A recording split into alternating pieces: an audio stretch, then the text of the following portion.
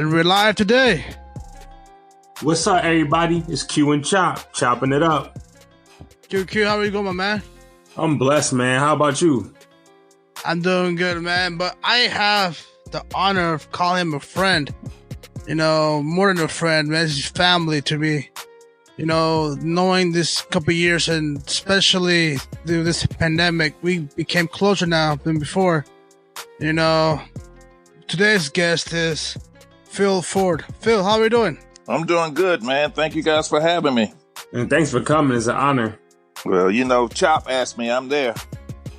It's a little perk of it. I was just speaking on off air on your relationship, man. That's Chop. I was just saying how beautiful that is, man. That's a true mentor right there. Ever since she was a kid. Well, Chop is a inspiration to us all. He's a great guy, and I mean, he's a hustler, hard worker. I mean, a great friend. He's loyal. It's enjoyable to see young guys like Chapo. He's inspiration to us all. Some kind words, my friend. Thank you. That's big ups from a big person, Chop. Commend you for that, bro. That is. So, Phil, tell us a little more about yourself. You're from Rocky Mount, but tell us more about how you started and how you fell in love with basketball. Well, that's true. I was actually born in Kannapolis. My mom is from Kannapolis, and my mom and dad were public school teachers, and my dad was teaching in Summerville, South Carolina at the time. And, you know, they didn't have the cell phones and all that kind of stuff back when I was born. So my mom went home to Kannapolis where she had family there, brothers and sisters, to help with me. And I was born in Kannapolis and spent a night or so, I'm told, in the hospital. And then we went back to Summerville where my daddy finished out the school year teaching. And then we moved over into the eastern part of the state to the Rocky Mount area. And that's where I actually grew up, in Rocky Mount, North Carolina. And, you know, my dad was his dad was a sharecropper growing up. And, you know, he didn't have a chance to play sports. He had to work on the farm all the time. So when I came around, you know, my dad is the big one in my life who pushed me. You know, he, as a kid, he would always hit me ground balls. He always pushed me to be play sports and everything. And it just so happened that growing up, I loved baseball, you know, and to the day my dad died, he always thought I would have been a better baseball player had I concentrated on baseball. But I just liked basketball better. And I started playing organized sports in the 7th grade. In 7th, 8th, and 9th grade, I played football, basketball, and baseball. And the 10th, 11th, and 12th grade, which is high school where I grew up, I just played baseball and basketball, because in the 9th grade, a guy named Frank Fields hit me so hard, I said, I'm never playing this sport again. So yeah, I remember that. I remember that story. and I was recruited, you know, and was either going to North Carolina State or North Carolina. And my relationship with Coach Smith was just, you know, opportunity I couldn't turn down, because I actually grew up a North Carolina fan, because I was going to a all African American elementary school and junior high school when a guy named Charlie Scott started playing at North Carolina. He was the first African American player to play at Carolina, and he was very good. You know, all of us kids in the 7th and 8th grade was going to be the next Charlie Scott, you know. So, you know, wanting to go there, and then meeting Coach Smith, and Coach Guthridge, and Coach Fogler, the staff, and the guys on the team, it was just the right decision for me. And, you know, it's been a decision that's influenced my life from the day I decided I was going to go there.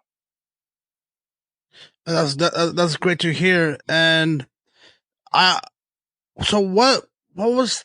was living in Rocky Mount? Like, how was that living there, then moving to Chapel Hill? Did that transitioning, did that open your eyes up? Did it give you more liberty? You missed home when you know, you're a boy, you know, of 18 or 17 years old, you know, from Rocky Mount all your life to Chapel Hill. You know, how was that transitioning? Was it easy for you, or was it hard? That's a great question, Chop. You know, growing up in Rocky Mount, it's not a very, very small town, but It is a small town. It was one high school, one public high school in the city limits.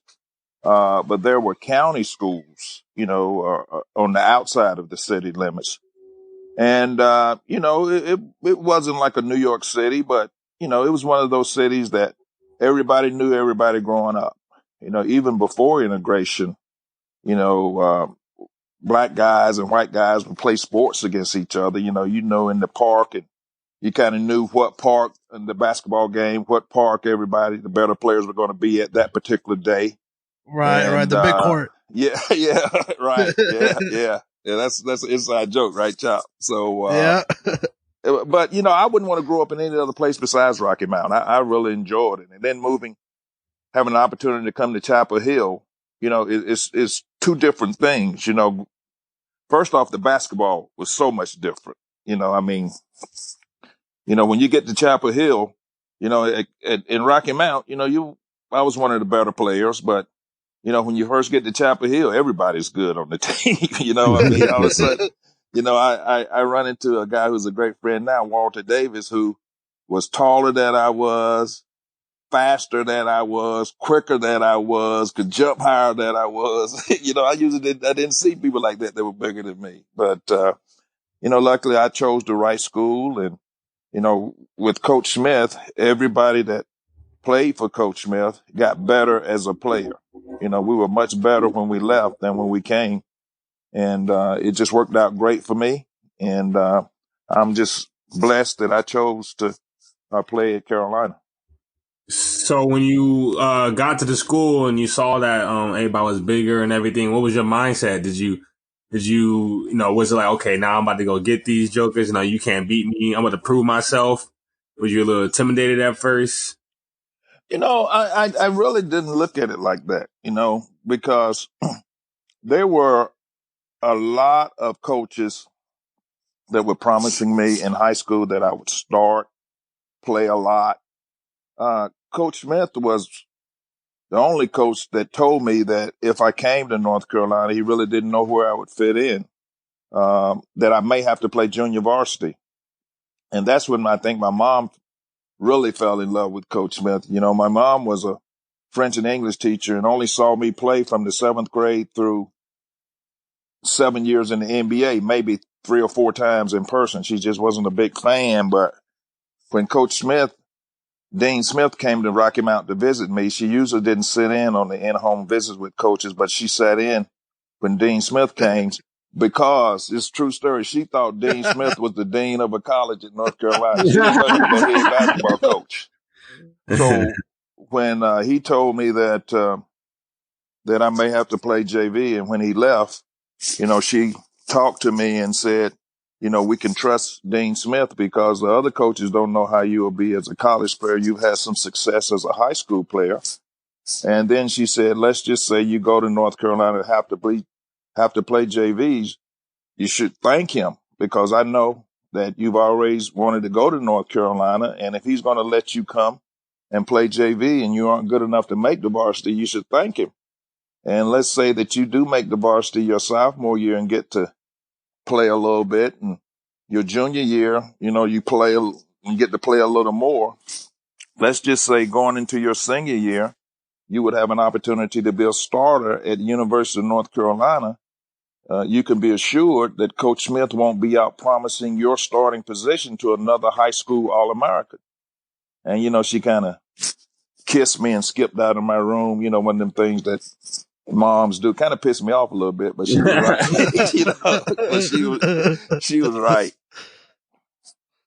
That's crazy, man. Do you believe that Coach Smith was ahead of his time? I do. A lot of things now that you see Carolina was doing back in the 60s, like points per possession, some of our scrambles, which we called is our trap defenses. He was just a great innovator, great. He was really smart. I think sometimes people kind of overlook how smart he is. He was. He could have easily gone to an Ivy League school, but he chose to go to University of Kansas and I think he could have been a doctor or a scientist or a lawyer or judge or something, but I guess we're just lucky that he chose to be a basketball coach. That's great. Hey, you're looking by your stats, 1978, that 1977, 1978, your senior year, that was a hell of a year for you. You got player of the year, you got sports news player of the year. Talk to me about that year, what made you grow from your junior year to senior year of college? Well, as I said, I think that everybody that played in North Carolina got better as a player.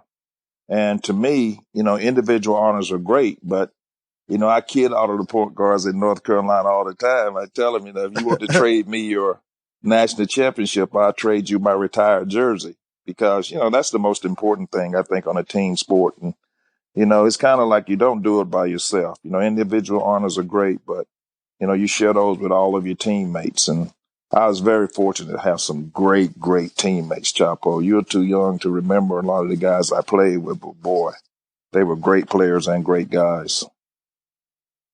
That's great to hear. Yeah, a little bit before our time, most definitely. A little bit before our time.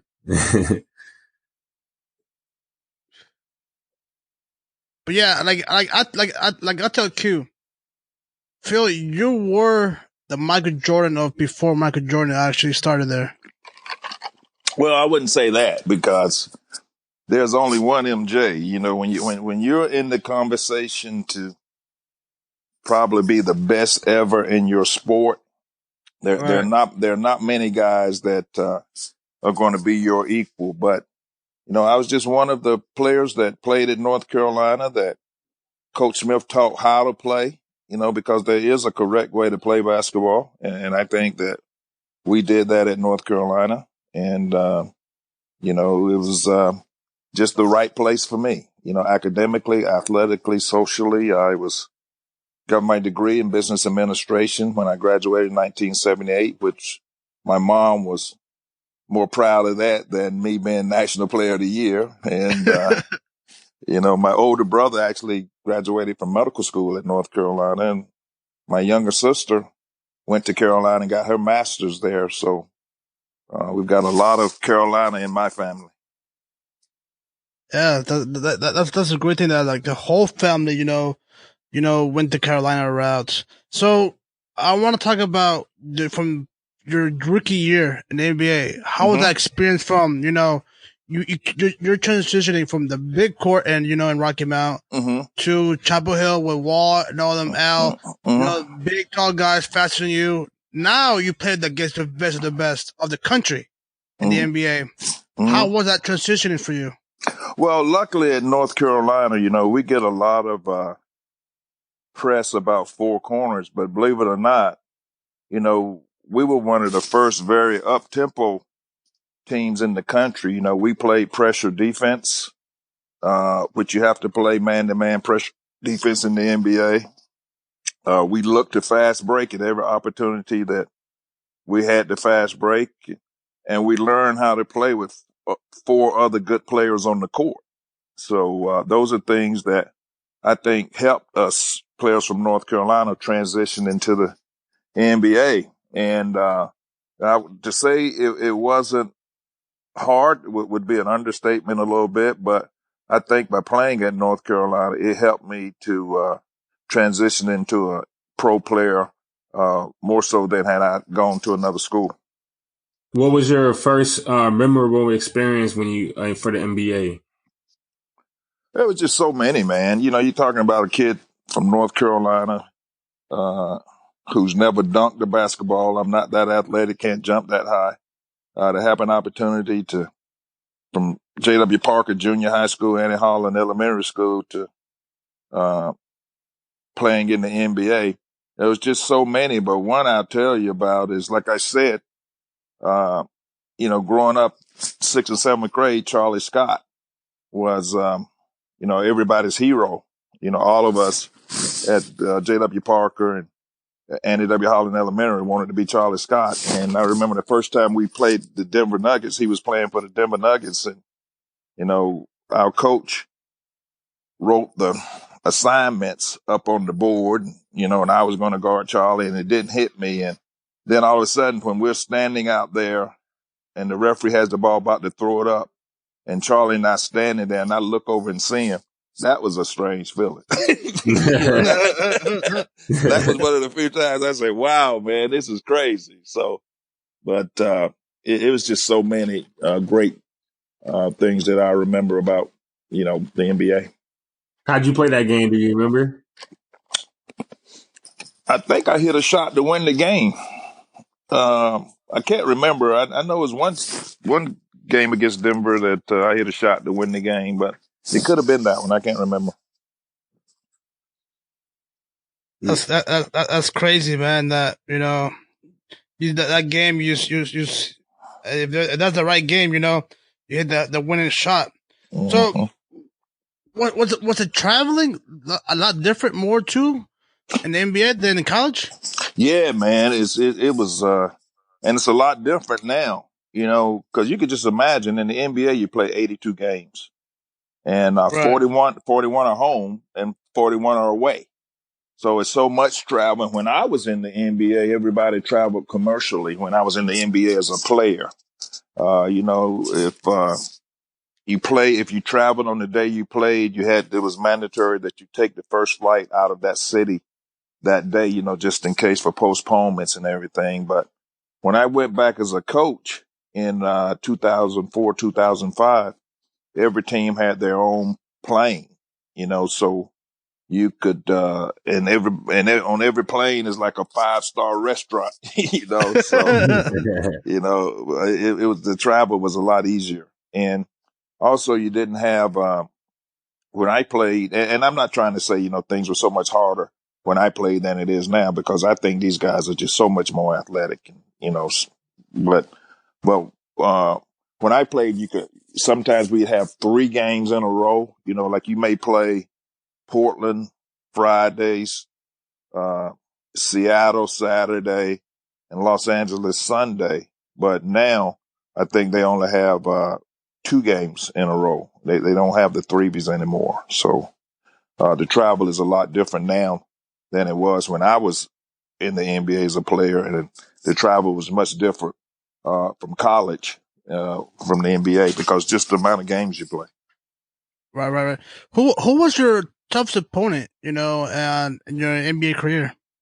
Man, there were so many, in the NBA, there are guys that you really never even heard about that can hurt you. I know, there were some guys that, my coach would tell me about, and, I really didn't know a lot about their careers, and they were great, great players. So what I tell everybody, if you're in the NBA, you're pretty good. Even that guy sitting on the end of the bench that doesn't hardly get off the bench during the games, he's a good player. I mean, you can't take anybody for granted in the NBA.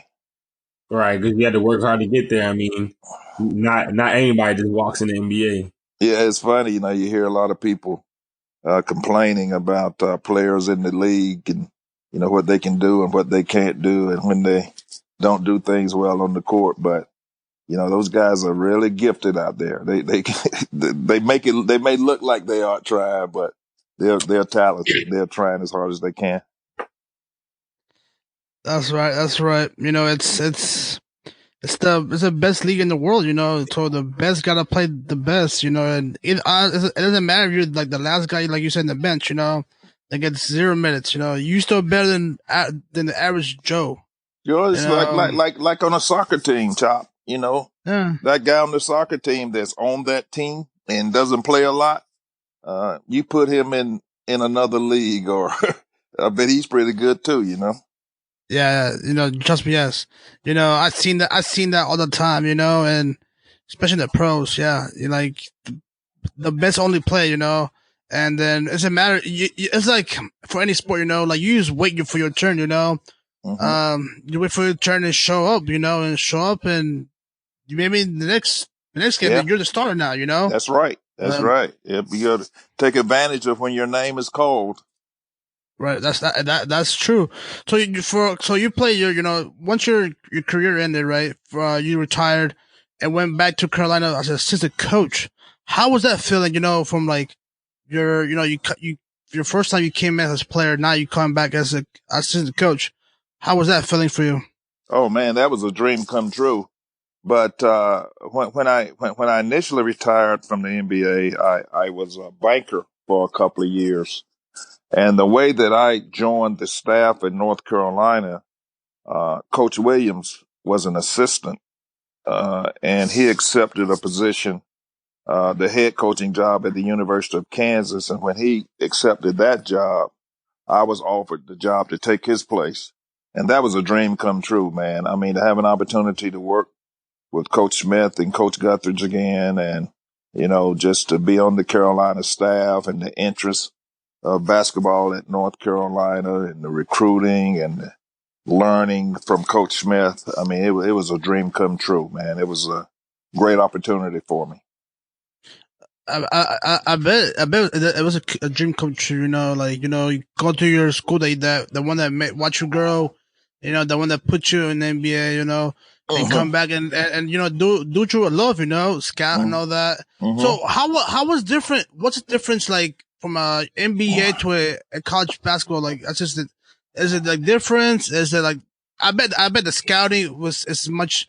I bet maybe a little bit more work in college than the NBA.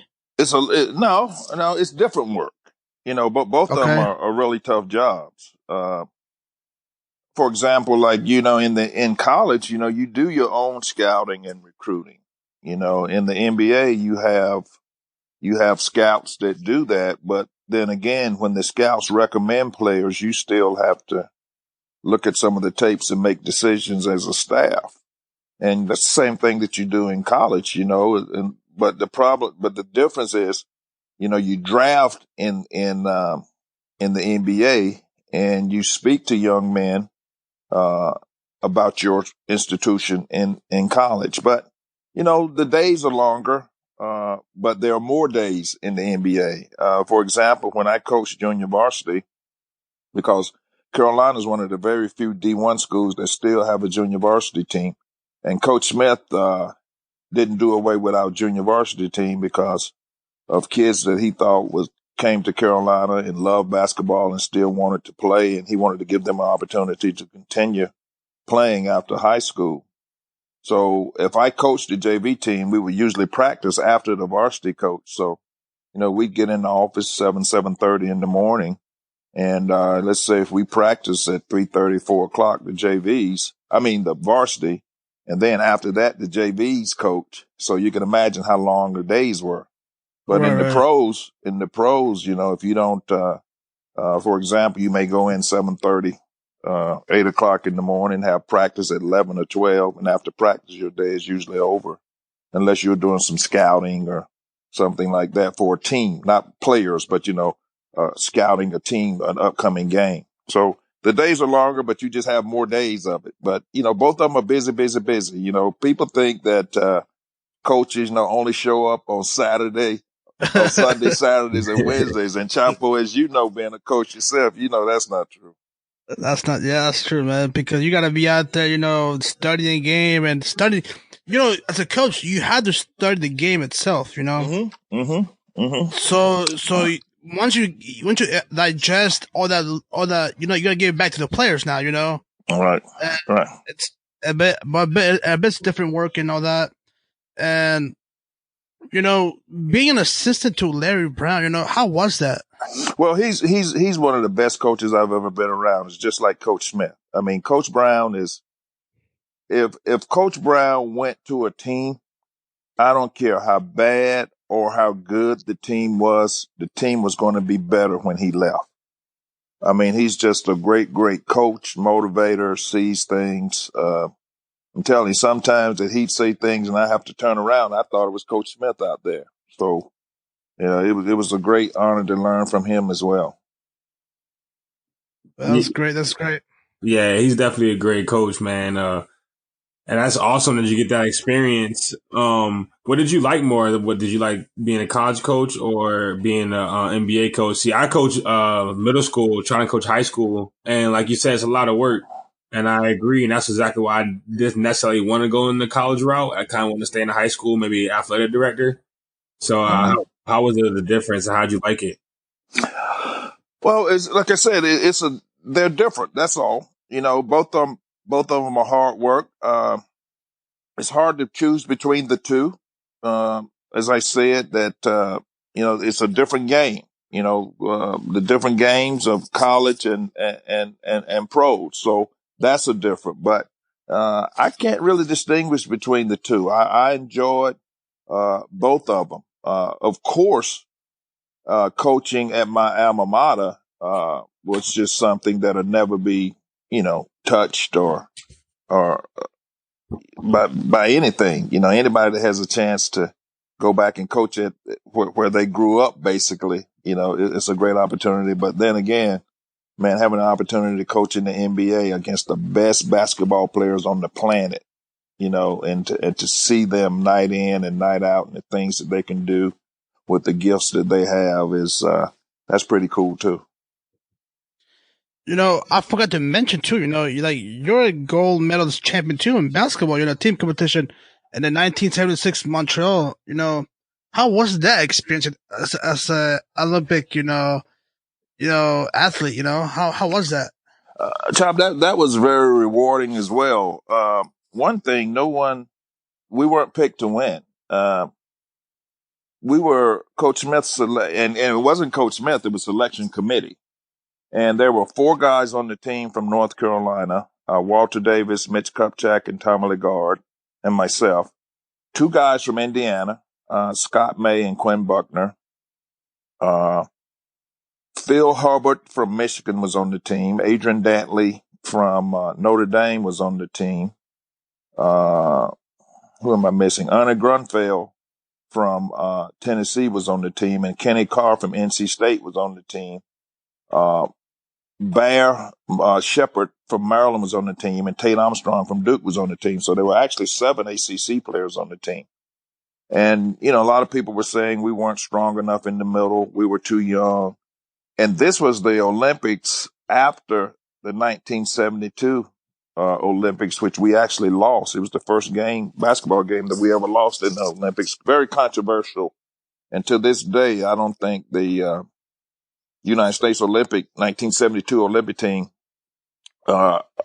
has accepted those medals. They're still in a vault someplace. Well, here comes 1976, and Coach Smith has 4 of his guys, 7 from the ACC, 2 from Indiana, and we have to win the gold medal back. And after we won that gold medal, man, I'm telling you, standing on that podium with the national anthem playing and what we had accomplished, it was really rewarding. It was a great feeling, especially when we weren't predicted to win. And Coach Smith, again, he only had like 6 weeks to make us a good basketball team. And they may have been better basketball players available, but I think Coach Smith and the committee chose people that they thought would make a good team, because that's what we had to have in order to play against, because, other countries, practically they were pro players. They played together year round. They had been playing together for years. But under Coach Smith, throughout the summer, we just kept getting better and better. And we were able to win a gold medal. And I still have it. That's great. Was the Olympics your first experience playing against overseas players? No. Earlier. Well, no. Okay, my freshman year in North Carolina, we played in a tournament in Madrid, Spain, against international competition. And at the beginning of my sophomore year, we actually had a scrimmage game against the Soviet Union. But that year was the first year that I had an opportunity to really play in a game against pro players. In the off season, guys like David Thompson would come over from state. Bob McAdoo would come down. He'd bring Randy Smith and Foots Walker with him. But, it was just pickup games. But in the Olympics, we actually had exhibition games against some pro players. And that was my first experience of playing against pro players. I know it's a different game over there. Like I said, I played a little bit. How'd you like guarding them? How'd you like playing against them? Was it a different experience? How was that? Yeah, it was like playing against grown men. They were stronger and faster, and they knew a lot of the nuances a little more than you did. But basketball is basketball. And you just try to execute what the coach says. And you know, we always thought that. Coach Smith used to always say that we won the games and he lost the games, but we felt that if we did what he told us to do, then we'd win every time. Yeah, that's good to have that faith in that coach. Yeah. Did you pick up some moves while you was over there, or while you played them again? At least you said they knew a little more nuances. Did you pick up a couple moves or see something like, okay, let me steal that because I like that? Not really. I just always just tried to play under control, and my thing was I tried to listen and do exactly what the coach said every time, and try to play with as much effort under control as I could every time. And, I kind of tried to concentrate on that more than, how I was looking or how many points I had or how many assists I had or anything like that. I just tried to do what the coach said myself. Right. Yeah, I used to always steal moves. I see a move I like. Oh, I like that. I'm a steal that. I'm taking that. I'm gonna go practice that. Phil, to get you on. So Phil, do you believe that the Olympic team should be with pros or just with college players? Well, I'm going to say I think it was great when it was amateur players only, but now the leagues around the world have gotten so good, and international players have gotten so good that it would probably be unfair just to send all of our amateur players. It would be good if, we could send amateur players, and when the international teams start talking junk, we set the dream team back to straighten things out again. We send Big Brother over there to take care and wipe everything up. But I think now with the play and skills of international players, we probably have to send our best players too if we want to compete and win. Of course, yeah. I just feel like for the last 15 years, all the national players, from Yugoslavia, Spain. Oh, they're great, man. They're I mean, you look at the players in the NBA, international players, like you just look back when I was in the NBA, it wasn't that many international players now, but there are so many international players. Some of the better players in the league are international players now. Yeah, like it's crazy. Like that, like maybe with the internet, it helped out even more because you got video of NBA. You get the NBA clips now online, and all those guys that now like 20, 21, the international players from NBA, they're watching like the NBA. Oh, so yeah. It's international. It's an international game now. And, like coaches like Coach Smith and, Coach Krzyzewski and Coach Bayhow and, Coach Wooden and in the day, would go to Europe and make friends and give clinics and promote basketball. And I just think it's one of those type games where you don't need a whole lot to get a game going. And, I just think it's a game that has, picked up all around the world, and it's just an international sport now. Right. So I want to talk about the coaches that we have now, and in college, like Coach Williams, Coach K, Cal, Bayheim. Do you think like Coach Bobby Knight too? Do you think that we're gonna get another set of coaches like that with that level of like those coaches are so smart, so intelligent, basically. Do you think that we're gonna have another run of coaches like that in the near future? I think so. You think about it. You're talking about again that league of people to be arguably the greatest in there to ever do it. But like there were coaches before Coach Smith and Coach Wooden and for Coach Allen. And I think we're always going to have great coaches. Now, to the extent of the success of Coach Williams and Coach Krzyzewski and Coach Calipari, those guys, I'm not sure.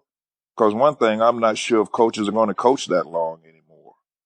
There's just so many things different now, from the kids to the financial situation to just so many different things. You're going to have guys coaching 25 and 30 years anymore. But, I do think in the United States, we're always going to have great coaches at the great colleges because, it's so much interest in basketball. So, but to the success of, Coach Krzyzewski and Coach Williams and Cal, I don't know, because like I said, you're talking about guys that are in the argument. Now, I'm not saying they are, but they're in the argument as being the best ever. And, the honor is not necessarily being the best ever. The honor comes in just being in the argument when you're good enough to be in the argument. And, so to be as successful as those guys are, I don't know, but I do. I believe that North Carolina is going to have a great coach. Duke is going to have a great coach. Kentucky is going to have a great coach. So I think there'll always be great coaches at those schools. I think records are made to be broken, though. So I think somebody will come along. It might not be, maybe not see it, but somebody along the line will come along and break some records. But I think there are some coaches already that because they've been in coaching for a long time and at multiple schools, not Krzyzewski, but like Roy has and Calipari and a couple others. So, if they break their wins, that means they're going to be coaching a long time. Right. Coach Williams got 800 wins. Oh yeah. Coach Williams broke Coach Smith's record, I think, last year. Yeah. In wins, and I know Coach Smith had over 800. That's crazy. That's a lot of years right there, man. That's a whole lot of wins, man. Yep. Yes, man. Like you said, that's longevity. A lot of years, Chop. Yep. That's a lot of years. That's testament to hard work, though. That's testament to what you put in. Like, you can be smart, but if you don't put the work in, then you're not gonna get the results that you want. Exactly. Well put. Mm-hmm. So now that are you okay with the changes now? Like with the kids had to go to college for a year or set it a year until they're like 19 years old and go to the NBA. Do you think that the NBA should still have that rule of 1 year, the 1 year rule, or they should just go back to the war before? Chop, I haven't studied enough, and I don't know the data and the I don't know the info on it enough to make an informed opinion. But just my uninformed opinion, I would like to see kids, make the decision whether to go to pros or go to college. I just think that's a decision that their families and their advisors should make if that opportunity exists. But, I'm sure the NBA has done the research on it and they know the pros and the cons of it. But, I just know there's been a lot of successful kids that have come right out of high school and played immediately. But, maybe there have been a lot that it hadn't turned out well too. So it's hard to make a very informed opinion about that. I think every player is different, and after you can get to the league, but like you say, like we were just talking about, you got to put the work in after you get there. I think a lot of people might have the potential, but they just maybe couldn't just find their groove, or got distracted by the as a youngin out in the world, they got distracted and didn't keep their focus. Yeah, I think you hear stories about like that all the time, and that's so unfortunate. And you hit the nail on the head when you said just making it is not. Once you get there, you have to stay there. And the way you stay there is you have to continue to work on your game and continue to improve. And hopefully you are in a situation that fits your talent. A lot of times in the NBA is being on the right team and with the right talent, to succeed. So, There's so many things that go into success that, and some of them you can't, it's beyond your control.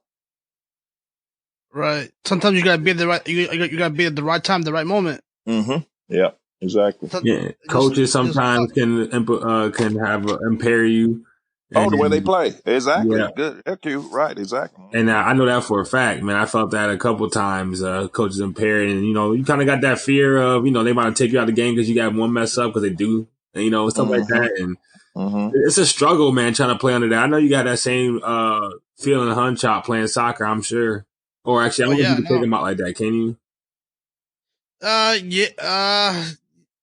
Well, as a coach that I'm now, I give them a try, and not that. So, like, if I see an error, like, from a kid, I'm not gonna pull out the game just for one error that I could have messed. I could have messed up too, So I just give him positivity. I'm like, yo, just keep it up, just do it right, and explain to him what's happening wrong, and explain to him what should have happened. But that's what this car practice too, so you can practice all the situations that game has.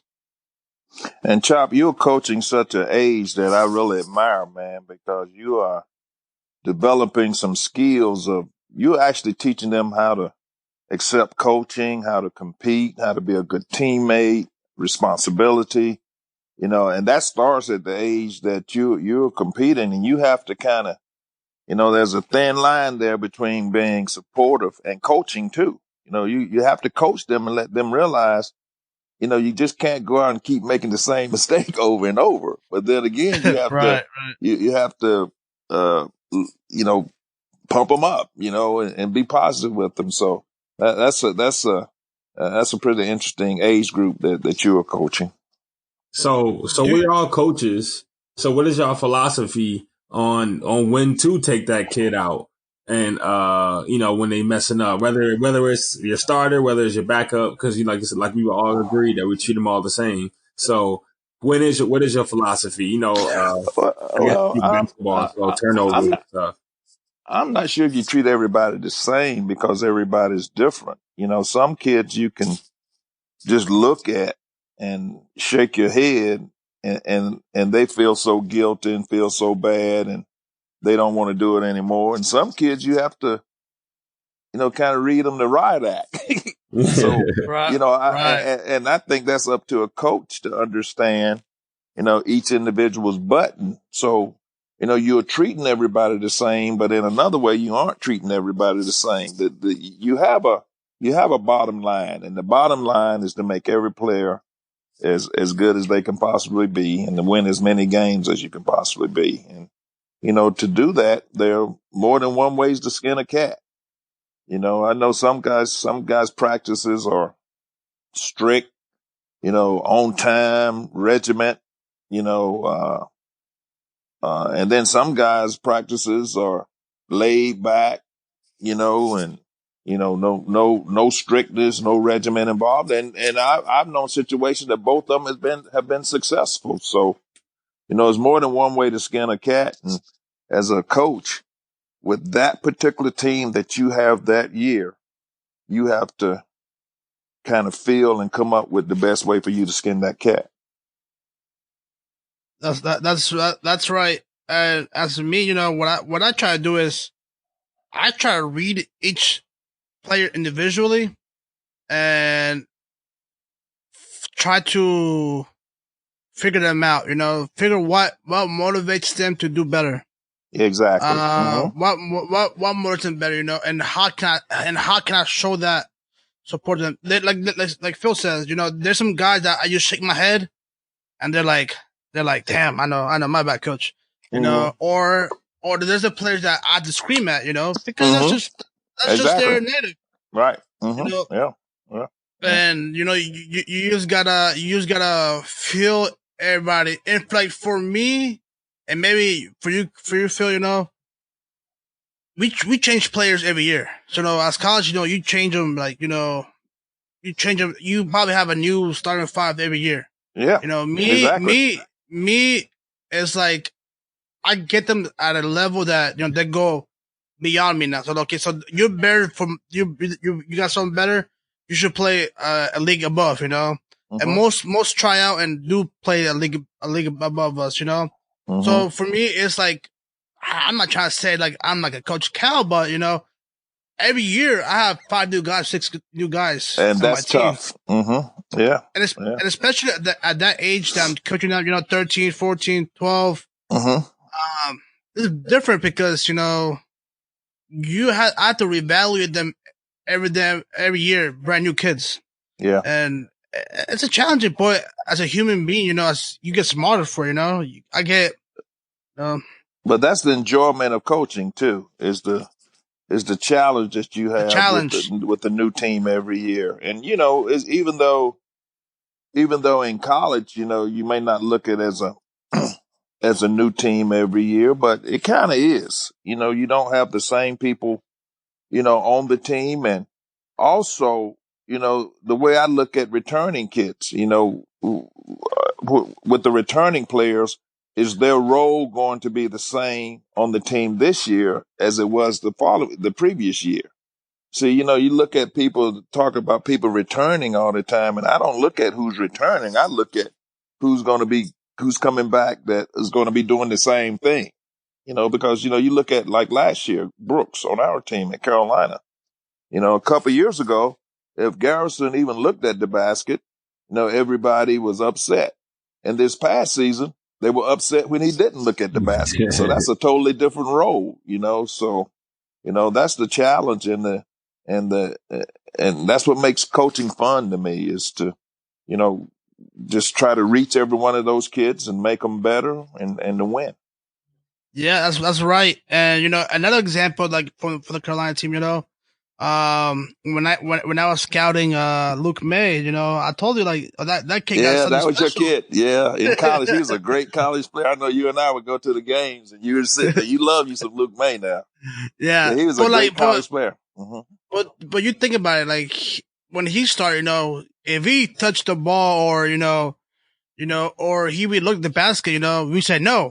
Yeah, exactly. But like his senior year, you know, him and Brooks were like, yo, or you know, he's get the basket, shoot it, you know, like exactly. Yeah. So every year that you come back, you know, your responsibility changes a lot. Exactly. Yeah.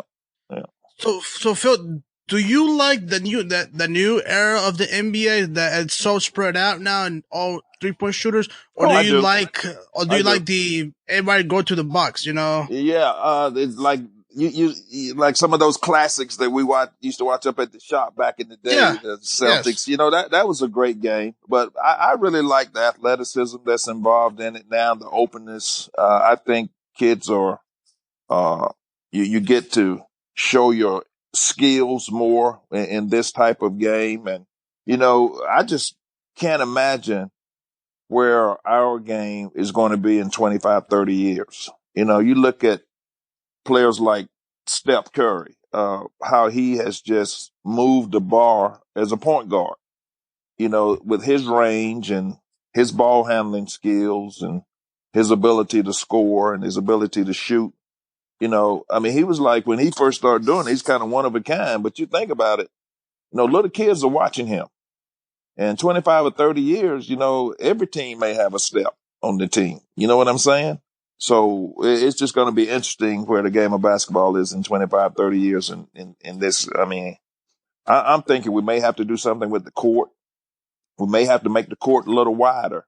Yeah. You know, I'm not under the impression now that we should mess with the basket yet, you know, like making it taller, or, I mean, raising it or lowering it. But I do think with the skill set of players now, and I'm talking about, you know, the big players mainly, you know, you got 6'11", 6'10", you know, guys starting their offense now, and nobody's even near the basket. You got all 5 players on the outside, you know, so we may have to widen the court a little bit, but you know, that's just off the top of my head. Yeah, widen the court. There's no need to change the basket height, I don't think. I think 10 feet is fine. I mean, that's fair. I mean, not everybody can do 11 feet or 10 and a half, you know. We still want to see a show. Everybody want to see dunks and stuff still. Especially in the NBA, that's, you know, half of it is, people want to see something. Yeah.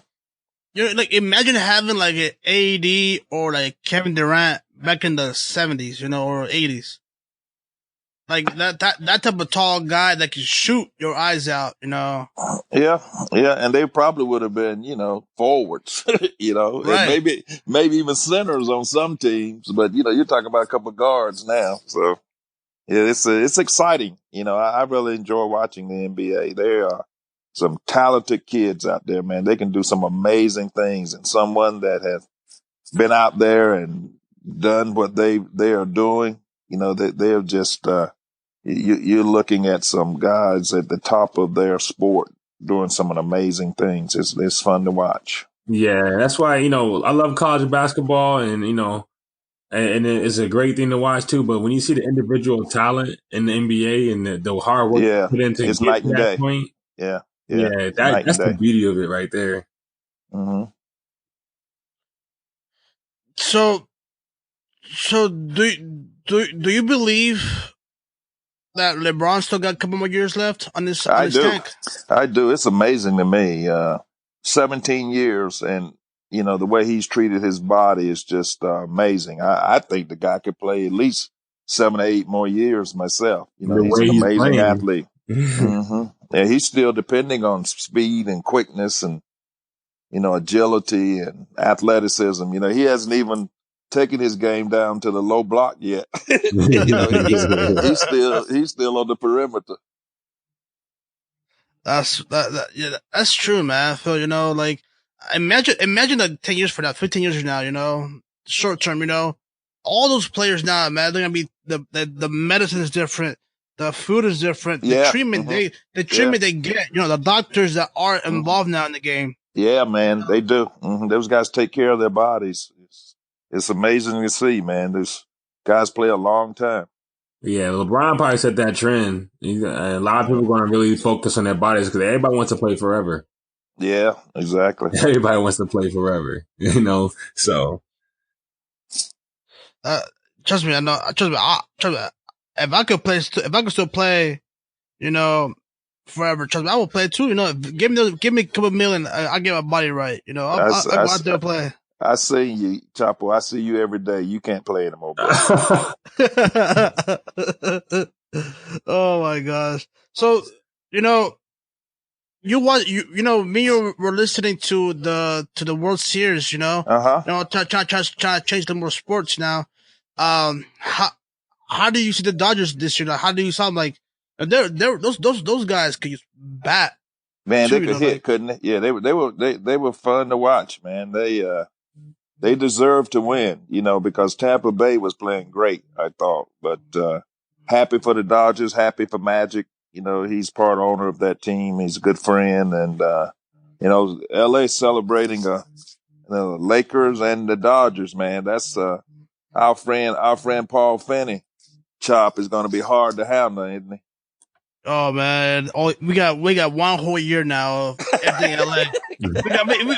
Now we got to go back and we're gonna get the memes. We're gonna get the I know it. LA's better. We're gonna get the. Let's just hope the Rams don't pull it off. If they did that, we would have no shot. If the Rams win, I ain't gonna talk to Paul Finney for a year. I ain't gonna talk to. I know that's right. I ain't gonna talk to him. But man, the game of baseball has changed too. Like. Oh yeah. Yeah. You got so many guys throwing 100 miles an hour, and just the equipment is different. Guys hitting the ball a lot further. Baseball is a fun sport. That's one of my favorite sports, and I love to listen to baseball on the radio. And, those guys are just talented as well. To me, I think the hardest thing to do in sports is to hit a baseball. Oh, yeah. You got throwing 100 mile an hour and you sitting there and the thing looking like an aspirin tablet coming down there to you. But, I love baseball. Great game. I will argue that hitting a baseball is the hardest thing in sport. I will argue that. Yeah. I played and I was like, okay, I'm not playing anymore. Yeah. Yeah, trust me, man. I believe our Yankees will come back next year even stronger. Yeah. You know, we didn't come and we didn't come steal everybody's lunch money next year. So everybody watch out for us. All right. That's Everybody right. watch out. That's right, Top. We'll be back.